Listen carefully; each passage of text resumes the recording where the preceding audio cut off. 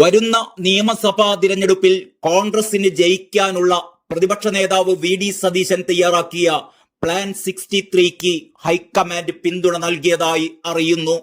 പുതിയ തന്ത്രത്തിനെതിരെ പാർട്ടിക്കുള്ളിലെ ചില ഭാഗങ്ങളിൽ നിന്നും എതിർപ്പുയർന്നു എങ്കിലും അതൊന്നും വകവെക്കാതെ മുന്നോട്ടു പോകാനുള്ള നിർദ്ദേശമാണ് സതീശന് ഹൈക്കമാൻഡിൽ നിന്നും ലഭിച്ചത് എന്നാണ് വിവരം.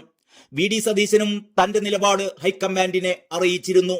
2001 കോൺഗ്രസ് നേടിയതാണ് 63 സീറ്റുകളെന്നും അത് നിലനിർത്തേണ്ടതുണ്ടെന്നും ഈ മണ്ഡലങ്ങൾ കേന്ദ്രീകരിച്ച് പ്രവർത്തിച്ചാൽ മാത്രമേ വരുന്ന നിയമസഭാ തിരഞ്ഞെടുപ്പിൽ UDFന് മുന്നേറ്റമുണ്ടാക്കാൻ കഴിയൂ എന്നുമായിരുന്നു സതീശൻ അറിയിച്ചിരുന്നത്. 21 സിറ്റിംഗ് സീറ്റ് അടക്കം കോൺഗ്രസിന് ജയിക്കാവുന്ന 63 സീറ്റുകളിലെ തന്ത്രങ്ങളായിരുന്നു വി.ഡി. സതീശൻ രാഷ്ട്രീയകാര്യ സമിതിയിൽ ഉന്നയിച്ചിരുന്നത്. KPCC രാഷ്ട്രീയകാര്യ സമിതിയിൽ ഇതിനെതിരെ വലിയ വിമർശനമാണ് ഉയർന്നത്. ഇതാര് എവിടെ ചർച്ച ചെയ്ത് തീരുമാനിച്ചത് എന്നൊക്കെ ചോദിച്ചായിരുന്നു രാഷ്ട്രീയകാര്യ സമിതിയിൽ AP അനിൽകുമാർ പൊട്ടിത്തെറിച്ചത്. ഒറ്റക്ക് തീരുമാനമെടുക്കുന്ന ശൈലിയുടെ ഭാഗമായാണ് സതീശന്റെ ഈ പ്ലാൻ 63 എന്നാണ് എതിർചേരിയുടെ പ്രധാന വിമർശനം. അതേസമയം ഇത്തരം ആശയങ്ങൾ പാർട്ടിയുടെ ഉയർന്ന ഘടകമായ രാഷ്ട്രീയകാര്യ സമിതിയിലല്ലാതെ മറ്റെവിടെയാണ് ചർച്ച ചെയ്യേണ്ടത് എന്നായിരുന്നു സതീശൻ അനുകൂലികളുടെ ചോദ്യം. KPCC പുനഃസംഘടനയിൽ അടുത്തയാഴ്ചയോടെ തന്നെ ഹൈക്കമാൻഡ് തീരുമാനമുണ്ടാകും. കേരളത്തിന്റെ ചുമതലയുള്ള ദീപാദാസ് മുൻഷിയുമായി കൂടിക്കാഴ്ച നടത്തിയ നേതാക്കൾ നേതൃമാറ്റം ആവശ്യപ്പെട്ടിരുന്നു. ഒറ്റപ്പേരിലേക്ക് സംസ്ഥാനത്ത് തന്നെ ചർച്ച പൂർത്തിയാക്കാനാണ് ദീപാദാസ് മുൻഷിയുടെ ശ്രമം. കെ സുധാകരനെ മാറ്റണമെന്ന ആവശ്യം ശക്തമാകുന്നതിനിടെ അതിൽ നിന്ന് ശ്രദ്ധ തിരിക്കാനാണ് തനിക്കും തന്റെ പ്ലാനിനുമെതിരായ കൂട്ടവിമർശനമെന്നാണ് സതീശൻ കരുതുന്നത്. ഏതായാലും തദ്ദേശ തിരഞ്ഞെടുപ്പിന് മുമ്പ് തന്നെ കേരളത്തിൽ കോൺഗ്രസിനെ നയിക്കാൻ പുതിയ അധ്യക്ഷൻ വരുമെന്നുറപ്പായി. കെ സുധാകരന് പകരം മറ്റൊരാളെ നിയോഗിക്കണം എന്ന ആവശ്യമാണ് തിരഞ്ഞെടുപ്പ് തന്ത്രജ്ഞൻ സുനിൽ കനുകോലുവും ഹൈക്കമാൻഡിനെ അറിയിച്ചിരിക്കുന്നത്. സുധാകരന് പകരം 6 പേരുകളാണ് കനുകോലു നിർദ്ദേശിച്ചത്.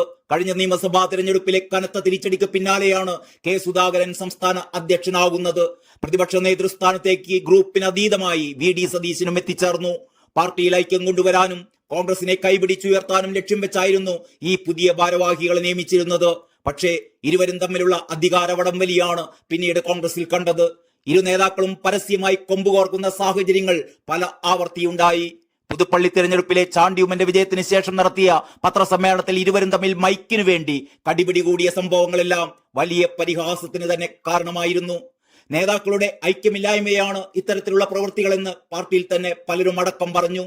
ഈ സംഭവത്തിന് പിന്നാലെ തങ്ങൾ തമ്മിൽ പ്രശ്നങ്ങളൊന്നും ഇല്ലെന്ന് ഇരുവരും വിശദീകരിച്ചിരുന്നുവെങ്കിലും ഇത്തരം നടപടികൾ നേതാക്കന്മാരുടെ ഭാഗത്തു നിന്ന് പിന്നെയും തുടർന്നുകൊണ്ടിരുന്നു. കഴിഞ്ഞ ദിവസം രാഷ്ട്രീയകാര്യ സമിതി മാറ്റിവെക്കാനിടയായതും സംയുക്ത വാർത്താ സമ്മേളനം നടത്താൻ ഇരു നേതാക്കളും തയ്യാറാകാതിരുന്നതും എല്ലാം ഇരുവരും തമ്മിലുള്ള ഐക്യമില്ലായ്മ കൂടി വരുന്നതിന്റെ തെളിവ് തന്നെയാണ്. ഇപ്പോൾ ഹൈക്കമാൻഡ് ഇടപെടുന്നതോടെ തൽക്കാലത്തേക്കെങ്കിലും കോൺഗ്രസിലെ തല്ലുമാല തീർന്നേക്കുമെന്നാണ് കരുതുന്നത്. സുധാകരൻ അധ്യക്ഷ പദവിയിൽ നിന്ന് മാറുന്നതോടെ സതീശൻ പക്ഷം കൂടുതൽ കരുത്താർജിക്കാൻ പോകുകയാണ്. ഇനി അംഗം രമേശ് ചെന്നിത്തലയും സതീശനും തമ്മിലാകും. ഒടുക്കം മണ്ണും ചാരി നിന്നവൻ പെണ്ണും കൊണ്ടുപോയി എന്ന് പറയുന്നത് പോലെ KCക്ക് മുഖ്യമന്ത്രി കസേര കിട്ടുമോ? ഇത്തരം ചോദ്യങ്ങൾക്കൊന്നും തൽക്കാലം പ്രസക്തിയില്ല എന്നാണ് രാഷ്ട്രീയ നിരീക്ഷകർ കരുതുന്നത്. AK ആന്റണി പറഞ്ഞ പോലെ ആദ്യം ജയിക്കട്ടെ, എന്നിട്ടല്ലേ മുഖ്യമന്ത്രി ആരെന്ന് തീരുമാനിക്കേണ്ടത്.